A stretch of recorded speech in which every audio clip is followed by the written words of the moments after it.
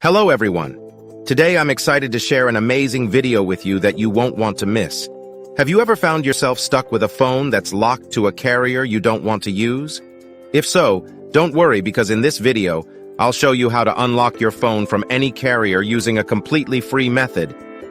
The first step is to insert an unsupported SIM card into your phone. This simply means using a SIM card from a carrier that is different from your original one.